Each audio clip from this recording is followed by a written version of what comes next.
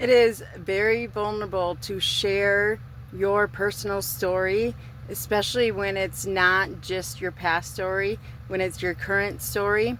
Um, but I'm also know who I am and secure enough in myself to know that letting go of that shame and guilt about what your truth is such an incredible thing.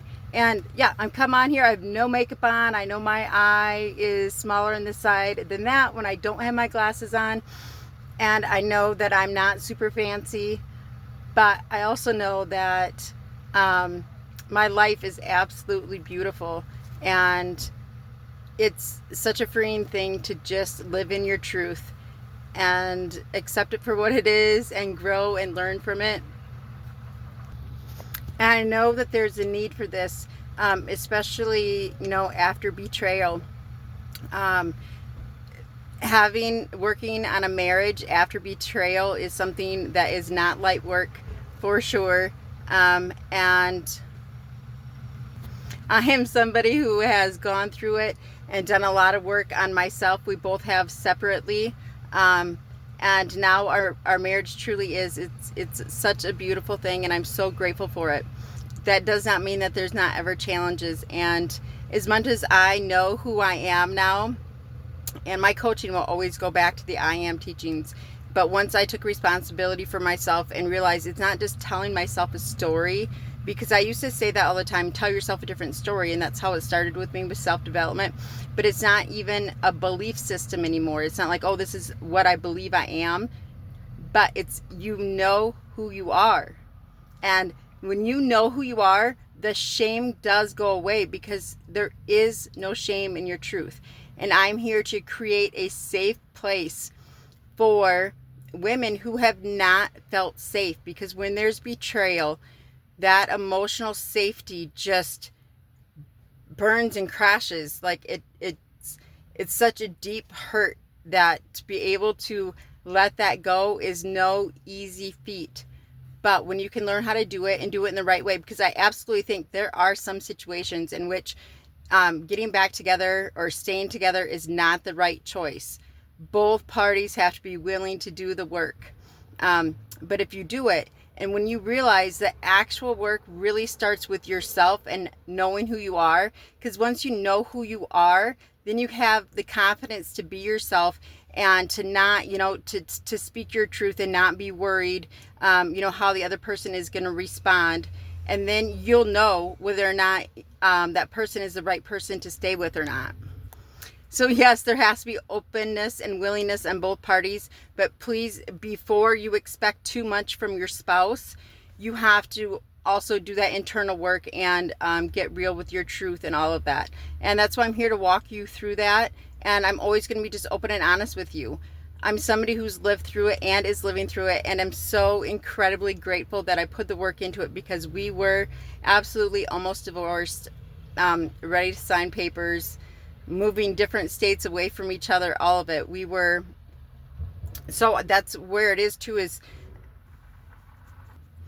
I not only have, survived, I don't even want to say if that's the right word, but lived through, a marriage with betrayal and learning how to be okay with myself. We were separated for quite a long time. We've been married for 18 years.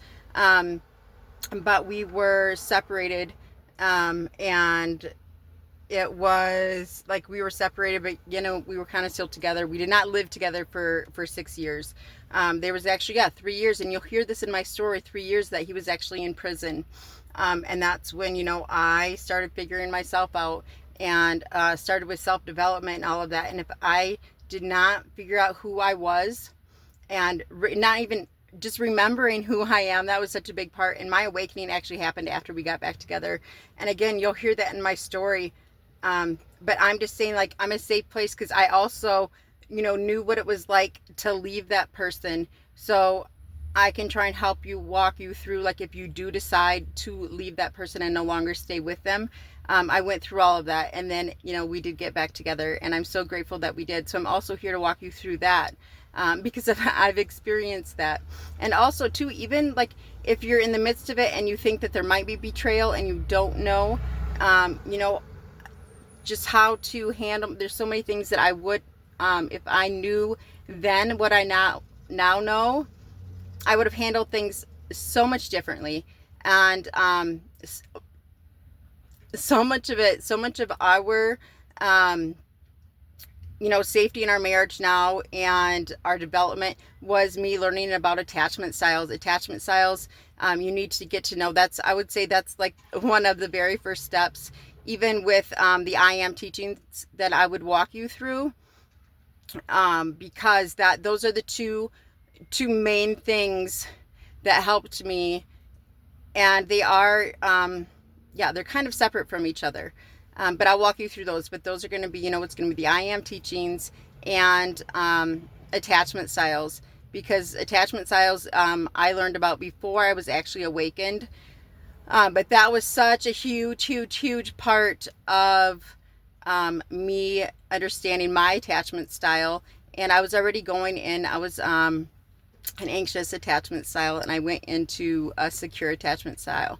And even after being awakened, I can say that the anxious attachment style does still try to peek its head in there. But I am aware enough, very conscious about my thoughts and my feelings and my nervous system and your emotions. And that's where it all starts is, you know, you have to consciously know it. You remember who you are. But then after that, I mean, that's your new reality. And this is even like going into quantum physics, is that the universe is a mirror of who you believe you are. But it's not just a belief anymore. It's an absolute knowing of who you are. So that's very beautiful. Yeah, so what I was saying, you know, is going into that secure attachment style, but it does like to peek its head yet. And my husband is a dismissive avoidant, working into secure for sure, but learning about that attachment styles, and I'll get more into that in another video. I'm not sure about how, like, I think a lot of this is going to go into my private community that I'm going to be setting up. I'm trying to learn how to do it through Stan Store, and have, you know, weekly lives with me, where you can open for questions and answers, but I'll have specific subjects that I'm talking on. And that's going to be, yeah, joining that membership group. I'm actually just going to create one for this subject. I have my one where you can work with me about manifesting, and that's really my I am teachings. This one is going to be, you know, marriage and betrayal, and there will be I am teachings filtered into that. And then from there, if you guys really want to work with me one-on-one and get me more detailed into your specific situation, things like that, you could book a one-on-one call with me and we could see if we're a good fit to move forward. And so, yes, like at the beginning of this video, I said, you know, being vulnerable. So when I really think about talking about these things, talk about my past doesn't really do a whole lot to my nervous system. I'm very calm and all of that. And just because I've let so much of it go. And again, it's in the remembering of who I am. Talking about my marriage does, like, I don't get nervous or shaky. I'm pretty calm and everything now. I'm very confident in everything.